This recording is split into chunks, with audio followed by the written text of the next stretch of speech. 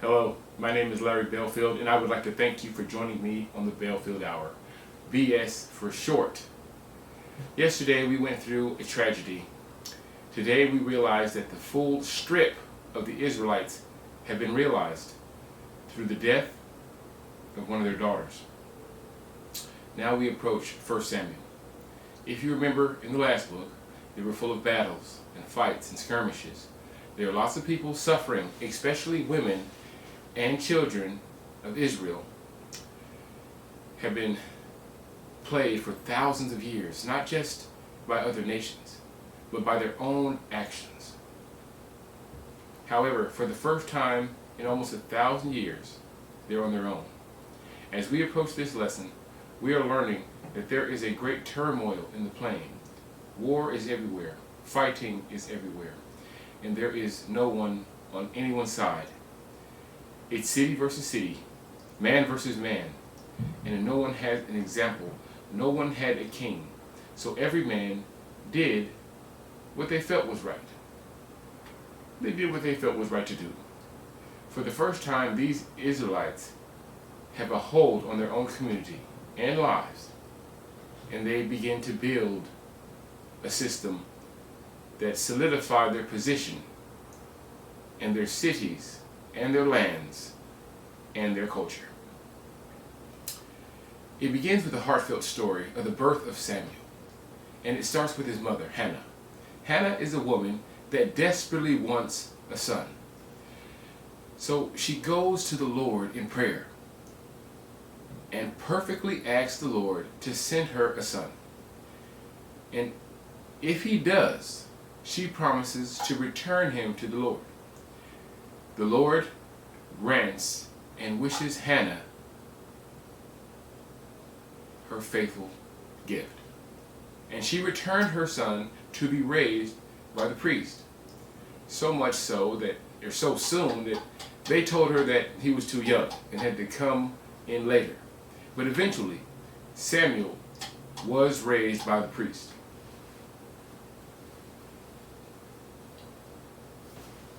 Pardon me. I had some clicking sounds going on back here. Now, how awesome how our last story ended with the death of a woman, and how her pain and her suffering united all of Israel. And now, the very next story is about a woman who desires a child, so much so that she goes to the Lord in prayer. And when she receives her child, she knows to have him raised by God. So the book of Judges ends on such a great tragedy. And now we enter a book starting with such upright future. Samuel, the first book of the Kings. From where we left off was a state united through turmoil.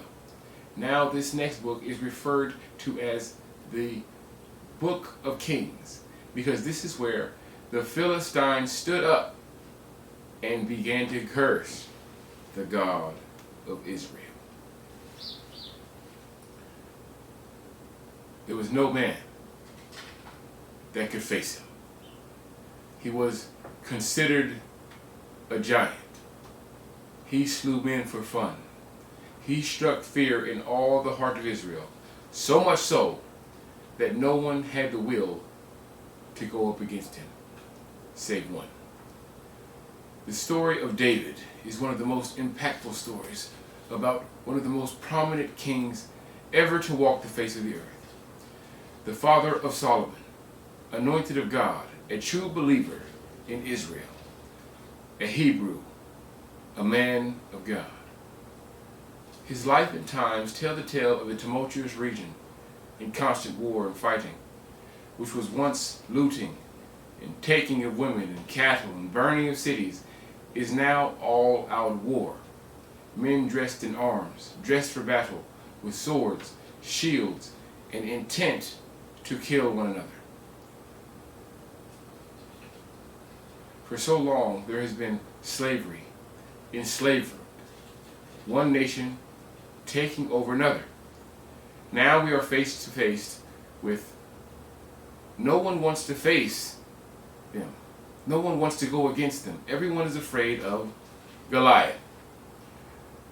of the Philistine, the sworn enemy of the Israelites, sits in front of us and blasphemes against our God. Now, a query was made throughout all the land if anyone had the courage to fight against this Philistine. No one was really ready to do battle until David. David heard that some fool was talking and mocking, making fun of his God. The story of King David is one of the most compelling stories of the Bible. His battles, his accolades, his triumphs, his rise to power will give you so much courage and so much strength. The context is that these Philistines come into our land and treat us disrespectfully. They pillage, they plunder, they played everything that is deadly to a society and community, everything that we've been discussing and unruly. A crowd full of diseased, sick, evil people running amok throughout the city without police, without an army, without a force to combat. You're subject to these people. They show you a picture. Your daughters and your wives and anything that is fresh and new will be destroyed by these people. The history of the Israelites finding and adorning a new king is one of the most special times in human history. The previous king, Saul, was very rough and jealous, and God was with David and began to leave him. This made him very upset and angry and made him try to kill David. So the story of our first king is not just a war with the enemy, it's a war from within. The Israelites know better than to go against God, but does the king? Many times have David spared the life of Saul, while Saul consistently tries to kill David, for no other reason than his jealous heart. A kingdom so special in the beginning of his emergence, now we have a king fighting for the throne against his own. The story of Samuel being granted to Hannah and being raised by the priest, he became a great leader of the people. It was he who anointed Saul and David. And Saul had made a mistake, and through his own ways and because of what he was, the kingdom was going to be taken from him. And this was another reason why he wanted David dead. But Samuel, the one who follows the Lord, raised by the priest, the gift of Hannah, anointed both men, but taking it away from Samuel to anoint to David. See, he is the consistent line. The priests that are able to act on God's behalf and ordain ordinary men to the point of kingship. Even though the children of Israel fall away, these men this time created an everlasting bond between the children of Israel and God. Though David's disobedience and his triumphs, through David's obedience and his triumphs, he found himself on his knees at the end of his life, thanking God for everything that he has been through, everything that has happened. He asked God one thing, that his people will always have a way back to the Lord, that he would always have an open heart for his people, and God agreed. Toward the end of this book, the battle between Saul and David is so fierce that David has to leave his homeland. Once outside of the homeland, he parties up with Philistines. In his exile, they once had to go into battle. However, it was battle against Saul. And the people that he was battling with, did not trust him because of his association to Paul. The wives and their children and all their cattle, It was a battle where all their wives and their children, all their cattle had been burned, and the people had been taken. But they feared that David might turn on them to reconcile himself back to Saul. So they did not let him come to the battle. They rallied up and set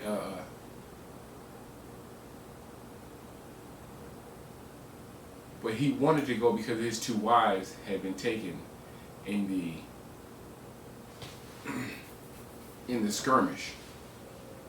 Now while David was sitting at home, not allowed to go to the battle, he went off back into the land of the Philistine, to the city of Ziklag, which upon his return he burnt all of the women and the children. No.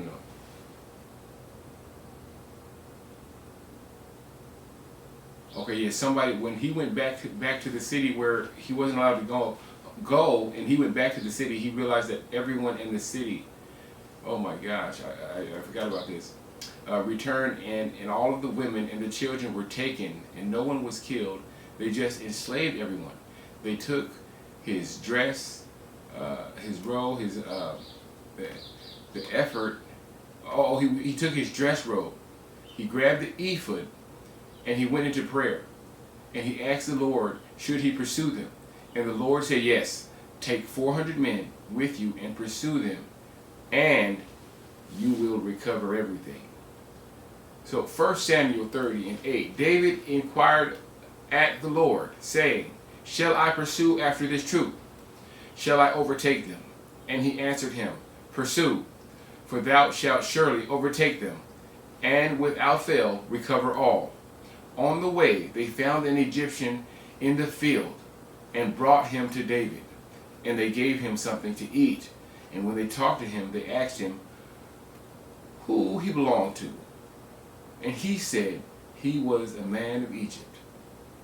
And his master had left him because 3 days before they had pillaged, and he had fell sick. Have a good day. David requested this man to take him to his master.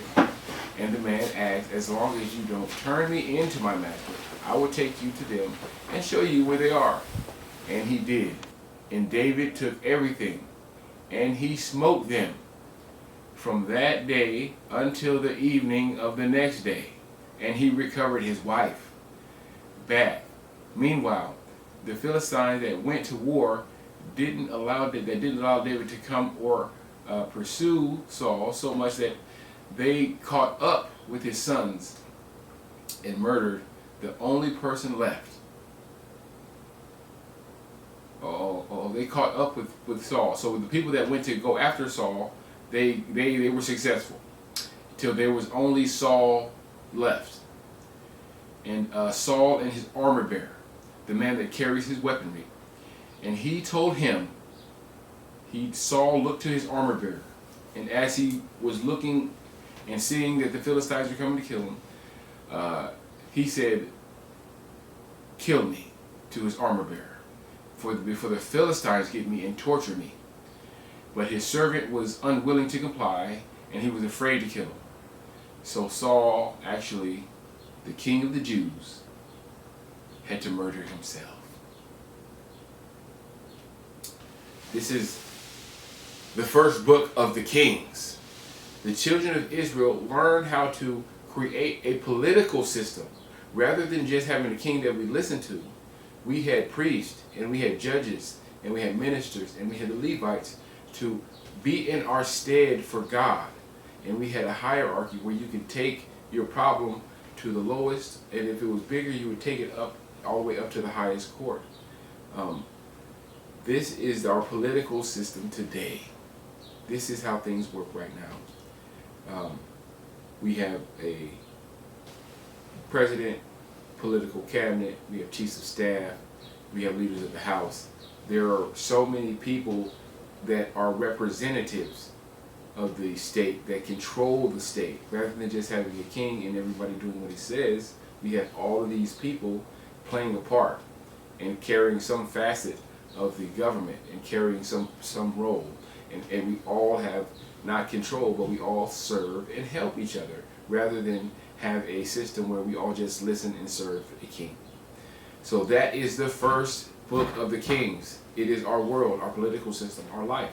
You think that it's just a fairy tale, but this is everything that we're built upon.